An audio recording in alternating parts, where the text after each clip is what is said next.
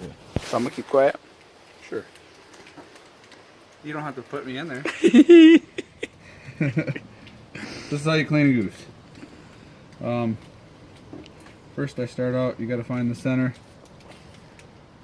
Run your knife right along that breastplate. And this is the back end of the breastplate. I'm gonna stop there so I don't get into the guts. I'm gonna run this, finish running this up. Making sure to keep my knife turned towards the breastplate. And right here you got a Y bone. So I'm gonna stop there. I'm gonna take the skin. There's a couple different ways to do this, but this is working out easier. Trying not to clip all the other stuff in there, all the throat and everything else. What's the medical term for that, Nicholas? Trachea. So that opens that up. I'll cut that apart later.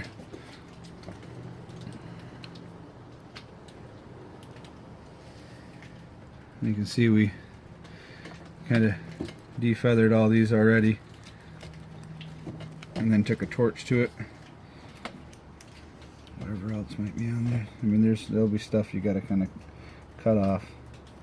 I'm not a huge fan of eating all the bullet holes, but if you do, that's good. You can go through that later though, right? Yeah. Yeah, I'll go through and clean all this out later.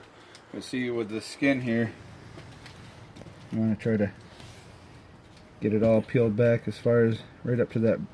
You don't want to peel it off the breast like this. So that's as far as I'm going to take it there and run this knife.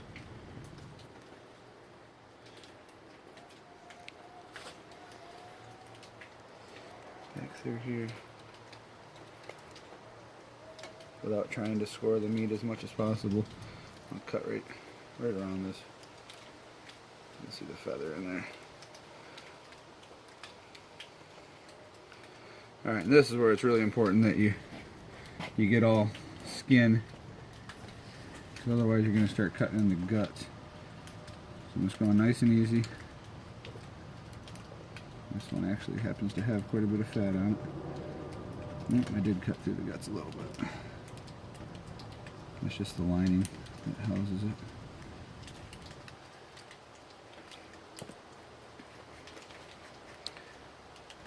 I can cut right through there.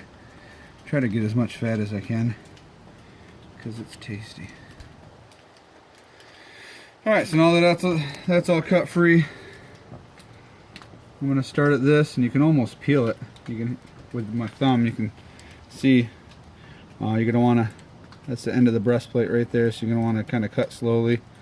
Don't take a lot of pressure. You're angling down still, right? A little bit, yeah. That's the chest plate, the breastplate. You can actually kind of cut through it in a lot of spots, so it's just nice, easy. You want to kind of angle it down because this dives down a little bit right here. So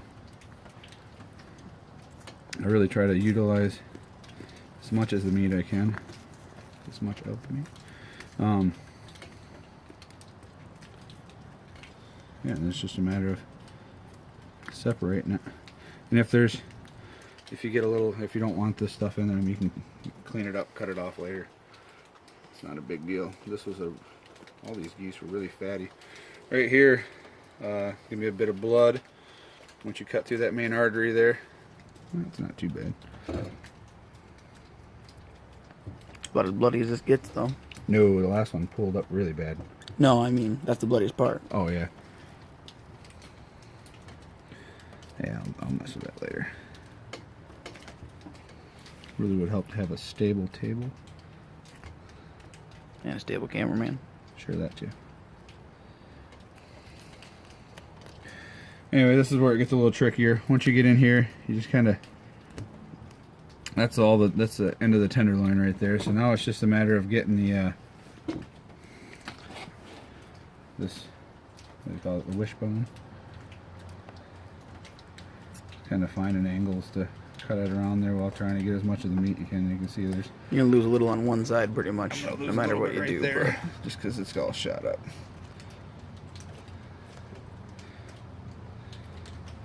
So that's the gist of it. I mean.